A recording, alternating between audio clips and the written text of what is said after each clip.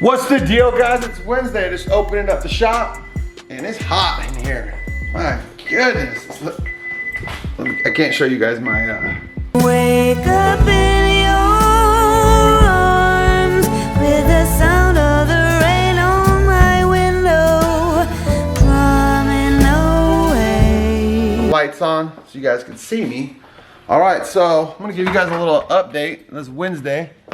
Let me flip these lights on in here. So today, we actually have an electrician coming by because we took this window out here. We're gonna be adding in an AC unit over here. That way we get a little bit of heat. Plus this office probably only had, I think, one circuit or two. I think there's one circuit on one wall, one circuit on the other wall, and that's just not enough. So we got my buddy coming over to go to wire it up. Super excited about that, and super excited to see you guys here looking at this on Wednesday. Man, it is hot though. What I'm gonna be doing is coming over here and actually opening up the shop door. Shop door, it gets hot. There's a little airflow in here.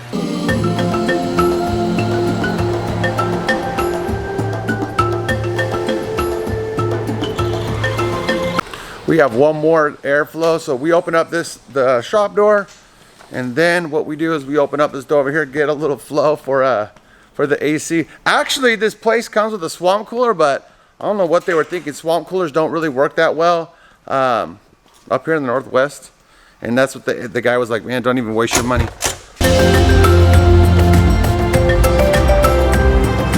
Fixing the swamp cooler.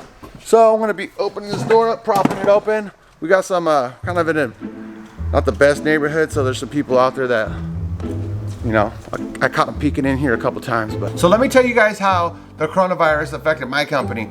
Basically in March, they shut us down, and for a few months, they were really not opening us back up. Now we worked, the roofers worked, but basically the office marketing, everything was just shut down.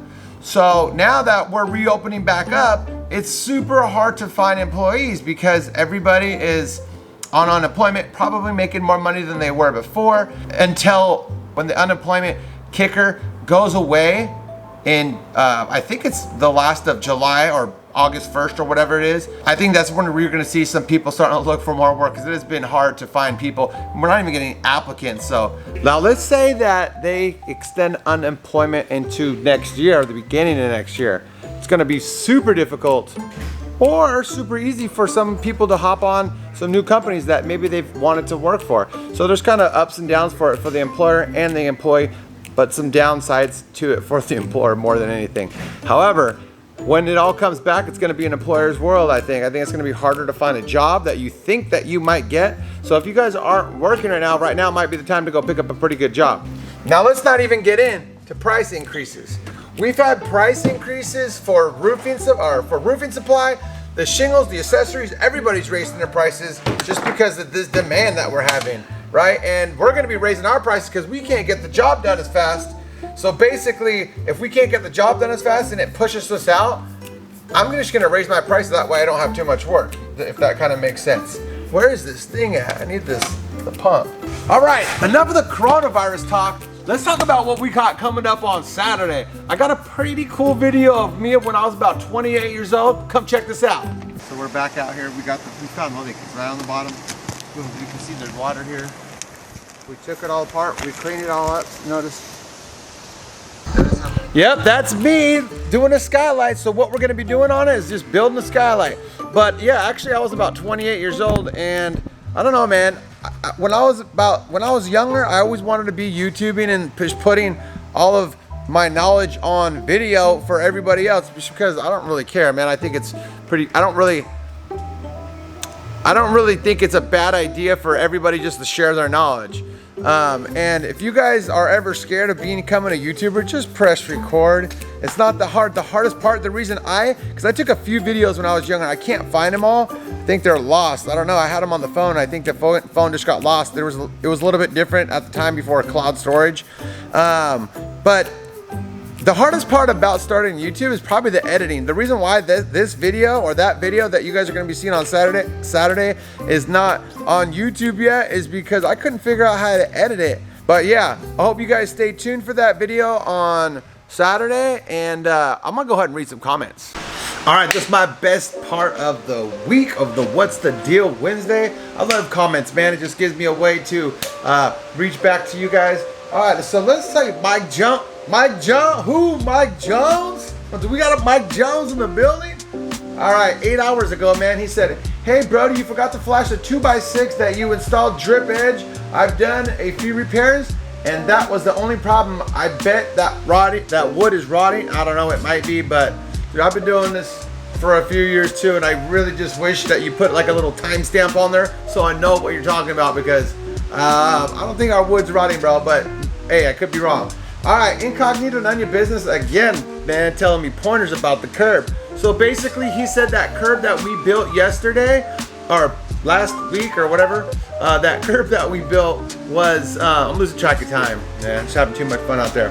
But the curb that we built, if you guys haven't watched that video, I'm gonna make sure to actually, I think it's up here, but I could be wrong, I don't know. So when you build it, it's like a window. So you always put the, you know, the whatever that's called on top of the window. Luke Miller, hourly, that's what's up. I'm not saying, we paid our guys hourly. I'm just saying, you know, hourly and piece rate's a little bit different of a monster.